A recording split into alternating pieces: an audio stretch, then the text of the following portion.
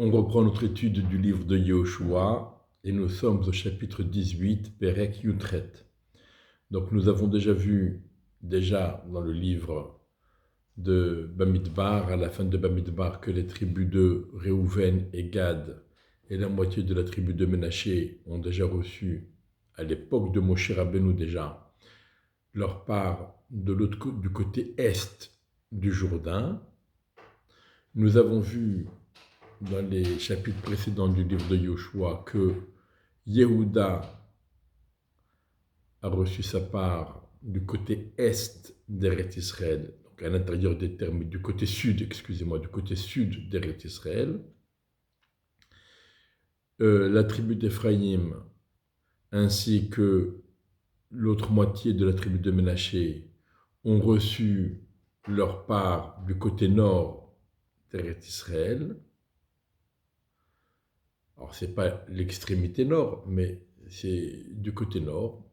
Et nous allons voir dans ce Pérec la part qui va être octroyée à la tribu de Binyamin et qui se trouve donc entre Ephraïm et Yehuda. Et comme on va le voir à la fin du chapitre, Yerushalayim, qui est un territoire qui appartient au Yevoussi, Yerushalayim, est à la fois attribué à Yehuda et à Binyamin. Parce que, justement, Yerushalayim, et en particulier l'endroit où se trouve le Beth Amikdash, il était à cheval sur les territoires de Binyamin et de Yehuda.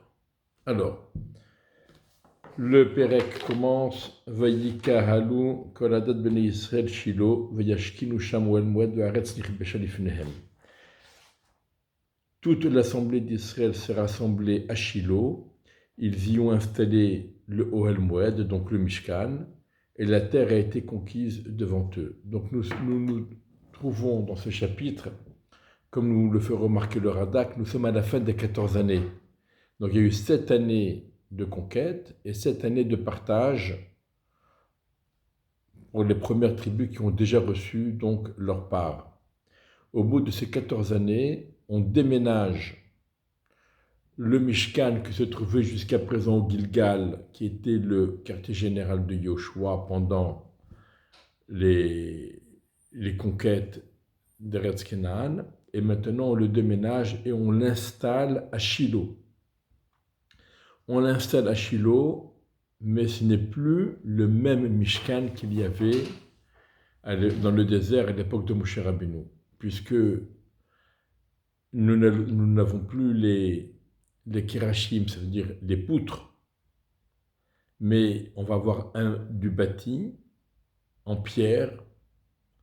Par contre, on a gardé les tentures qui formaient le toit du Mishkan.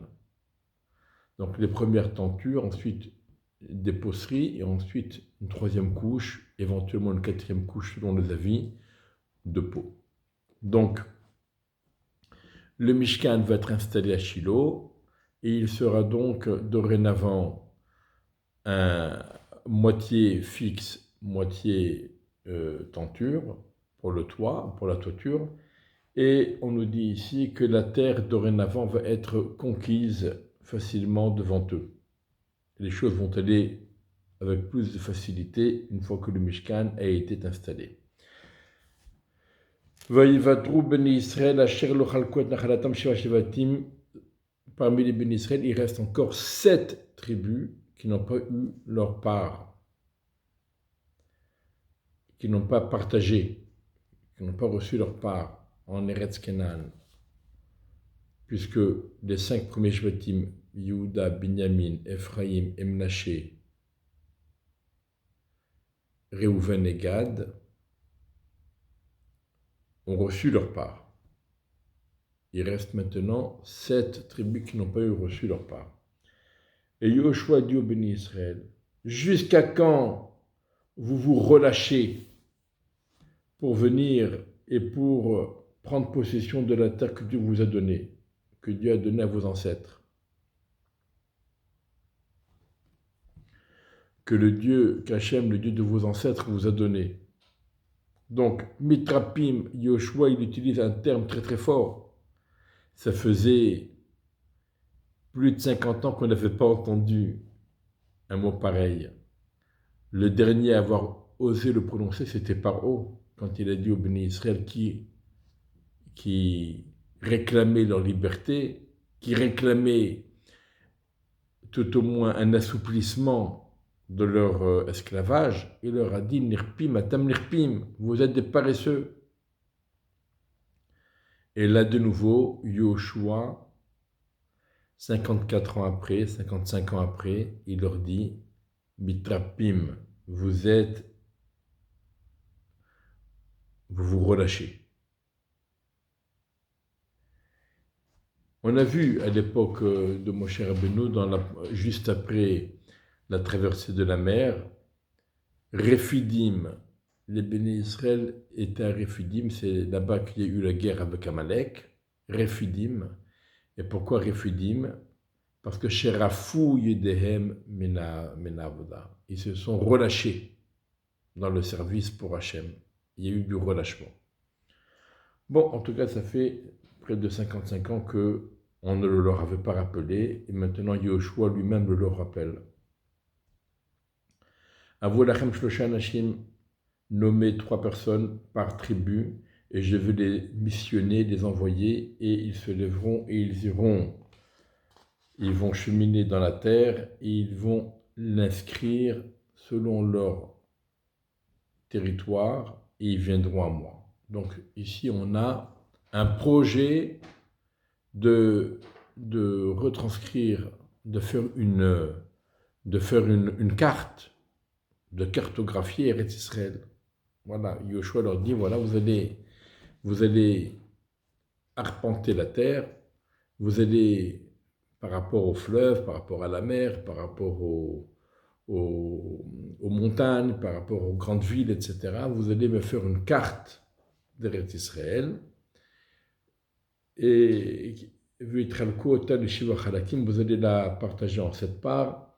Yehuda se tiendra sur ses frontières au sud, et les territoires attribués à Yosef se tiendront sur leurs frontières nord, et vous écrivez la terre, ça veut dire vous allez faire une carte où il y aura 7 parts, vous me la porterez à moi ici, donc à Shiloh, et je jetterai le sort devant Hachem. Donc ici, nous avons ici un problème, parce que Yoshua a dit aux tribus, c'est pas la peine de se leurrer. Les tribus qui sont nombreuses auront un territoire plus grand, les tribus qui seront moins nombreuses auront un territoire moins étendu. Donc on le sait. Et il leur dit, faites-moi 7 parts. Mais on ne sait pas, puisque ça n'a pas encore été attribué. Et donc la vérité, c'est qu'on sait tout d'avance. Tout est su d'avance. Déjà, Yaakov Avinu, quand il a béni ses enfants, et ensuite Moshe Rabbeinu dans la paracha de Vezot HaBeracha, il a déjà donné énormément d'indices qui nous permettent d'imaginer où seront logées les tribus, quel sera le territoire attribué à chaque tribu. On sait que Zevulun, ça va être du côté de la mer, par exemple. Donc, en vérité, on sait, et on le sait par Ruach HaKodesh, comme une prophétie. Mais malgré tout, Yoshua, il va dire, non seulement il y a une prophétie, et nous savons quels sont les territoires attribués à chaque tribu, mais en plus, nous allons le faire aussi par le tirage au sort. Et la Gemara nous dit qu'il y a eu énormément de miracles à ce sujet, puisque Yoshua disait, pour cette tribu, ce territoire, et ensuite il tirait au sort. Dans une urne, il y avait le nom des tribus, dans l'autre urne, il y avait il y avait le territoire, le département qui était attribué donc à cette tribu, et comme par hasard, entre guillemets, ce qu'il récupérait en piochant dans les urnes correspondait à ce qui avait été annoncé auparavant. Et non seulement ça, mais le Urim Betumim, puisque c'était ce tirage au sort était fait à Shiloh en présence du Kohen Gadol El-Hazar, qui avait le Urim Betumim, ce qu'on traduit en français par l'oracle, lui-même disait, et c'était confirmé à l'oral par le tirage au sort lui-même, que telle tribu recevait tel territoire. Donc, il y avait à la fois la prophétie et ce qui avait été déjà annoncé à l'époque de Yaakov, à l'époque de Moshe Rabbeinu, mais il y avait aussi le tirage au sort et il y avait aussi l'oracle qui parlait et le tirage au sort lui-même qui s'exprimait oralement de façon audible. Donc il y avait plusieurs miracles, le tout pour confirmer que chacun recevait effectivement le bon territoire tel qu'était la volonté d'Hachem. Par contre, la tribu de Lévi n'a pas eu, car il n'y a pas de territoire attribué, il n'y a pas de part attribuée pour la tribu de Lévi parmi vous, car le service à Hachem, qui est Unat Hachem Nachalato, la part qui était attribuée à Lévi, ce n'est pas une part matérielle de terre, mais c'est le service à Hachem.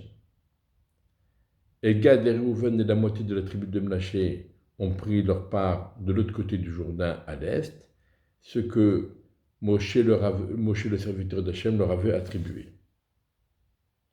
Et donc, les hommes choisis pour chaque tribu, donc trois personnes par tribu, donc un groupe de 21 personnes, se sont levés et ils sont partis pour cheminer et arpenter Israël et la cartographier. Yoshua ordonna à ceux qui allaient d'écrire la terre, à ceux qui allaient pour écrire la terre, pour la cartographier, il leur a dit, allez, cheminez sur la terre, cartographiez-la, et revenez à moi ici, donc à Shiloh, et ici, je vais jeter le Goral, le tirage au sort devant Dieu à Shiloh. Alors des fois c'est marqué « va ashlir », je vais jeter les dés, et des fois c'est marqué « yareti », aussi, ça veut dire aussi jeter les dés. Mais ça veut dire vers un endroit précis. C'est-à-dire qu'en vérité, on sait. C'est pas on jette en fermant les yeux, on jette et on ne sait pas où ça va tomber. Non, on sait où ça va tomber et on jette les dés donc en fonction de ce que l'on sait. Les personnes sont allées, ils ont traversé la terre, ils l'ont cartographiée selon les villes en 7 parts et il revinrent à Yoshua au camp à Shiloh. Et Yoshua a jeté donc le sort à Shiloh devant Hachem et il a partagé, Yoshua a partagé la terre entre les bénis Israël selon le partage. Et donc on va commencer immédiatement par la tribu de Binyamin, c'est elle qui va se voir attribuer les premières terres. Parmi les 7 tribus, ce sera elle la première servie. Alors ici on a quand même une petite remarque puisqu'on nous dit tous les bénis Israël se sont réunis à Shiloh. Et ensuite, on nous dit Yoshua a dit au béni Israël, jusqu'à quand vous relâchez, etc. Alors qu'en vérité, ce n'est pas tous les bénis Israël qui sont concernés, mais uniquement 7 tribus, et non pas tous. Donc il faut comprendre 2 choses. C'est que d'une part, 7 tribus, c'est quand même la majorité du peuple. Et d'autre part, toutes les tribus sont concernés, de même que toutes les tribus ont participé à la conquête des premières terres pour la conquête des premières terres, même si ça ne leur appartenait pas, ça allait être attribué à d'autres tribus. mais tout le monde y a participé. De même, jusqu'au bout, tout le monde devait participer jusqu'à la fin de la conquête et jusqu'à la fin du partage des terres, jusqu'à ce que chaque tribu soit installée sur sa terre. Bezrat Hashem, on voit qu'il y a eu du relâchement, on voit que ça a pris plus de temps que prévu. On sait que la fin, ce ne sera pas faite du vivant de Yoshua, mais bien plus tard. D'ailleurs, Yerushalayim elle-même ne sera pas conquise immédiatement. Il faudra attendre David Améler pour que Yerushalayim soit conquise.